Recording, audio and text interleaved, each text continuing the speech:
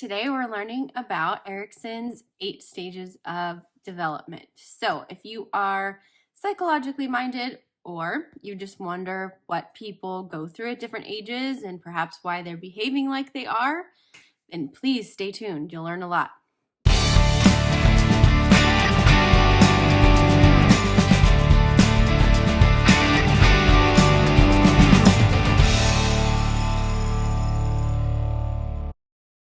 So as this is called Erikson's 8 stages of development, it'd be nice to know who is Erikson.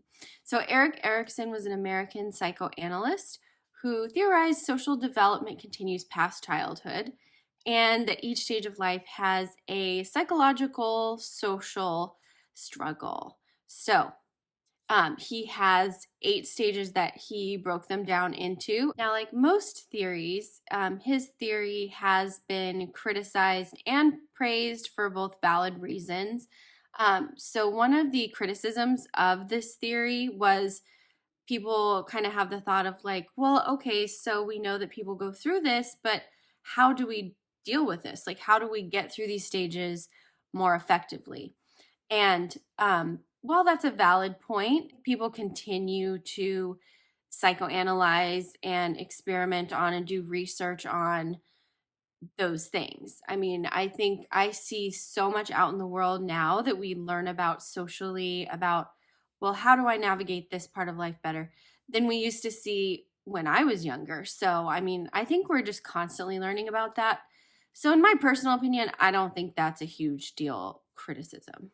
I have one teeny criticism of this theory that I'll actually mention at the end because I think it'll make more sense. So, if you're curious what my criticism of this theory is, stay tuned through the video. So, the first stage is infancy to 8 months, the developmental task, trust versus mistrust. Babies are learning at this age. Can I trust my caregivers to take care of me, to feed me? Am I going to get my needs met or not? Are those things going to be a struggle? So obviously we know babies need to be fed, changed, loved, hugged, held. When crying, they need to be talked to. If these things are not met consistently, because sometimes you're like taking a shower and you can't get to your baby right away. This is a consistency thing. This is something that we seek throughout our life in changing forms. It's just like this is like our first big dose of it, because obviously babies, this is like their number one need. They need this to survive. So this need grows and changes throughout time for people. So stage 2 is the toddler years. So toddler, like eight months to like 3 years. And the developmental task being learned is autonomy versus shame or doubt. They just really need to start trying things on their own, whether it's involving like playing, daily tasks, walking, and they really want to have that autonomy in being like, I can do it myself, but they also need you, and they fail because that's what we do while we're learning to get better at something, and that frustrates them. And I think it's also hard for parents, speaking as a parent, because you're like, you have to learn that balance with them. You know, you go from doing everything for this baby to all of a sudden like, oh, they're getting mad at me for doing that, and then I have to let go a little bit. It's a big time in life for kids and parents. And the big thing that they need at this time, other than being allowed to try some things on their own, is support and encouragement. And the shame can occur when they don't feel success in doing or trying things. They need to get their best chance to feel autonomous, even if they're struggling through it. Okay, stage 3 is toddlers through preschool, so like 3 to 5 years. And the developmental task being learned at this time is initiative versus guilt. A lot of times I used to confuse stage 2 and stage 3 because they are kind of similar. It's kind of like they're just building off of each other. But a huge need at this time is just physical activity, social safety awareness.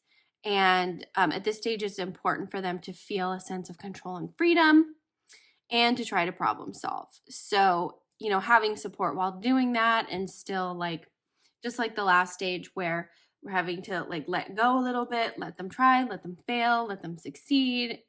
This stage can be made a little bit more difficult if they feel bad for making mistakes or doing things incorrectly. This is a really good time, like if you were a parent, to start really trying that growth mindset thing of like, yeah, we keep trying. It's okay. You'll get it next time.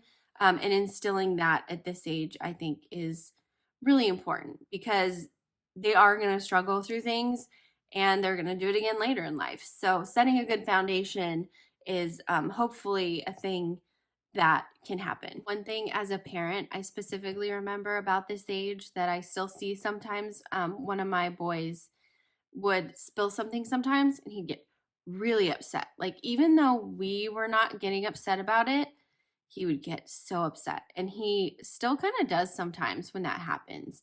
And it's just that whole thing of like, even now, it doesn't end of just being like, it's okay, let's just deal with it, and it's not easy all the time to get ourselves into that place of taking the initiative and like feeling good about it versus feeling guilty for something.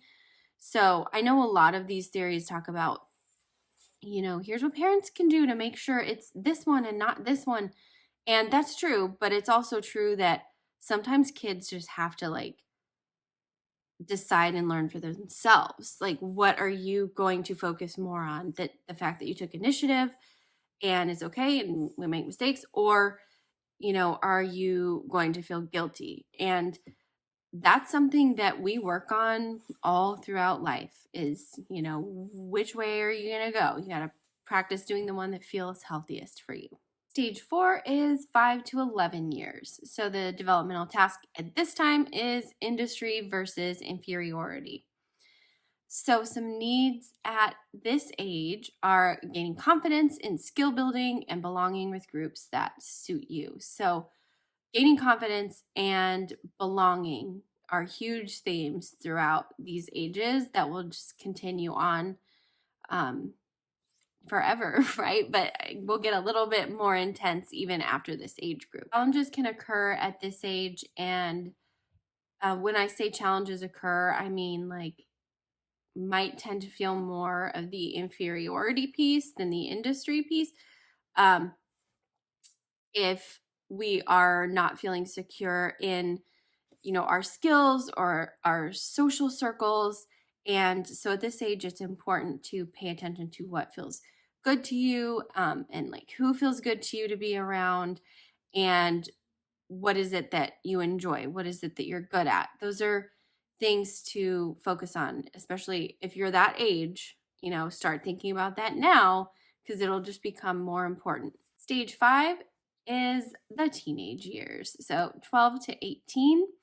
And the developmental task at this time is identity versus confusion. So the needs at this age are to feel some sense of belonging, a big balance between support and independence.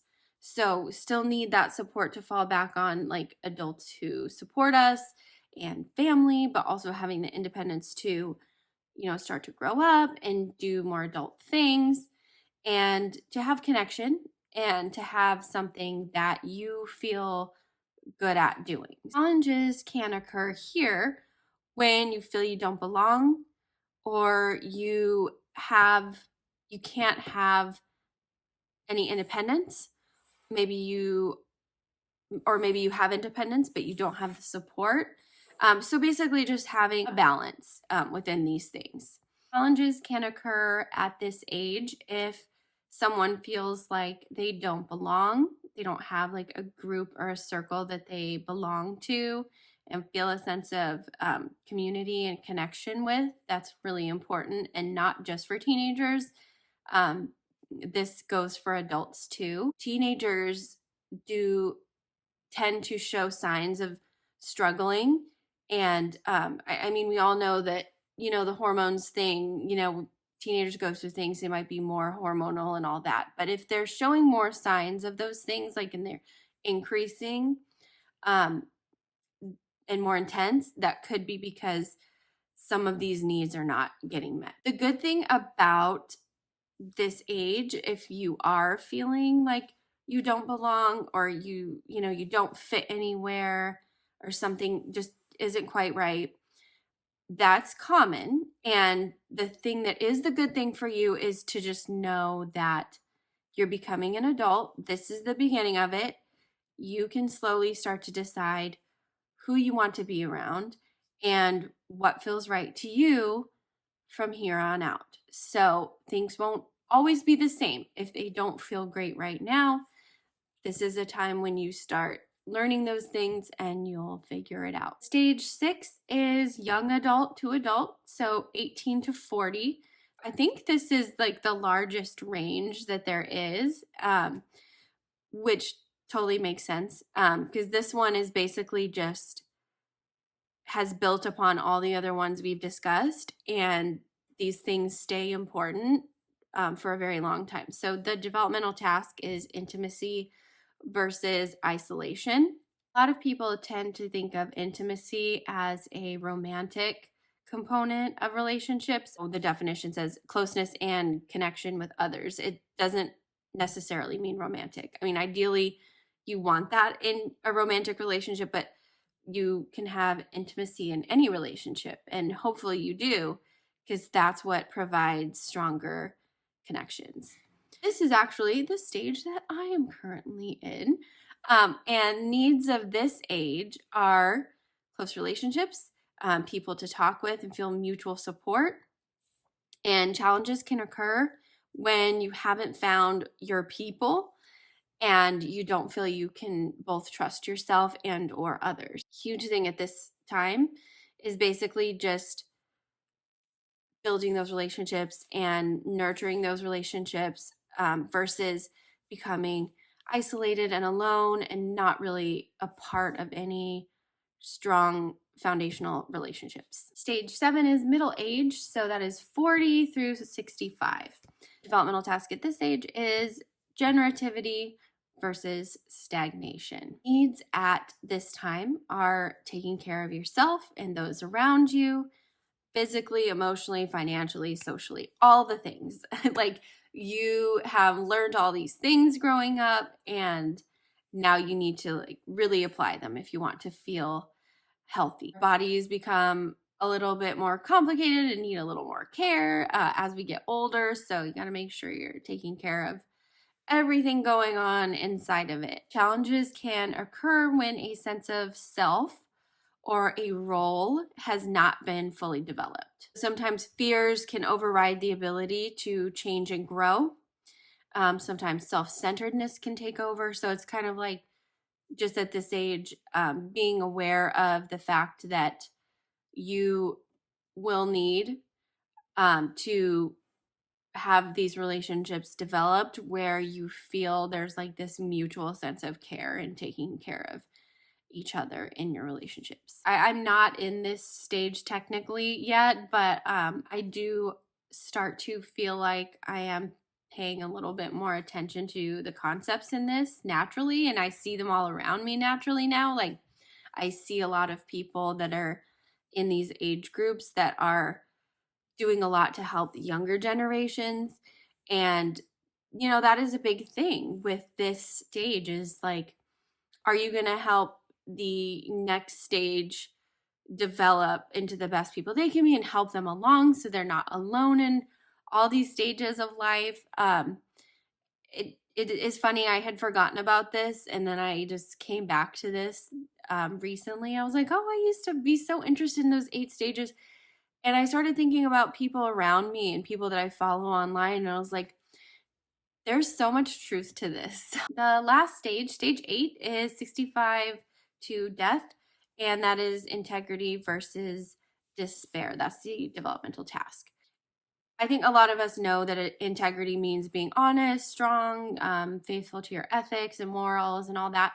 But in this context, it means more of like a sense of satisfaction with life. Basically, have you been satisfied with your life, or are you experiencing despair because you're ruminating on all the things that, I didn't do this, I didn't get a chance to do this, I'm very unhappy with how I went about some things, or things went for me.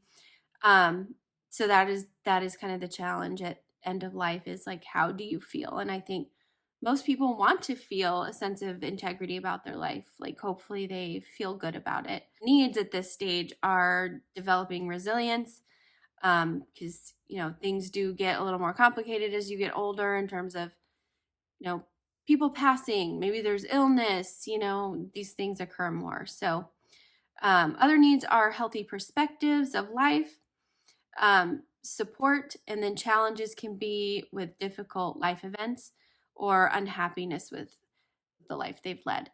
And if the idea of all that scares you, just think about like all the old people that and think about, these are some pretty heavy things that they're dealing with. So, have some compassion for the older people in your life. They're really going through it in terms of how they're conceptualizing their life, and it's coming to a close. And I know that's like uncomfortable for people to talk about, but the good news is, if you're a younger person listening to this and you don't want to feel despair, live your life, do everything you can so that you feel like you're going to be satisfied with your life in the end. It's a good place to start, is like, how do I want to feel at the end of my life? What do I want to have done so that I'll feel good when it's time to say goodbye?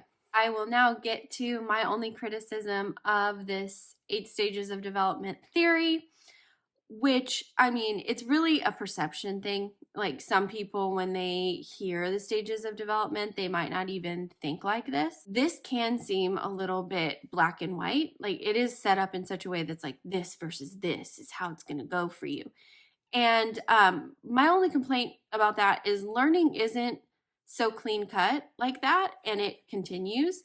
Like I mentioned at the beginning, that baby's trust versus mistrust thing, that doesn't end really through life. It just morphs and changes, and you learn it in different ways with different people, and you even learn, like, what does me trusting myself look like? It just changes. It doesn't go away. And I think sometimes that these stages of development can come off like that, like, oh, you did that and you're done and we're on to the next one. And that's not really how it works. Now, maybe I haven't read into it quite enough. That's possible. What I've taught here is what I understand about it. So, maybe there's more to it, and that is mentioned within his theory of like, yeah, these things continue on. It probably is. But just when you learn it really like quickly, like I did, just learning the gist, it does come off kind of like a this or that sort of thing. And that's just not really how it actually is. You're relearning and unlearning and relearning these concepts and other things throughout your whole life, especially when you're parenting. As a parent, I feel like when my kids go through these stages, I relearn so many things and see things through their eyes. And it's just, that's something that's so interesting about being a parent. It's kind of like you're growing up twice in a way. It's weird. Okay, I hope you enjoyed this, and I hope you learned something. I hope this gives you some clarity about, what does life look like for older people if like no one's really talked to you about it. I hope you have a great week. Take care of yourselves.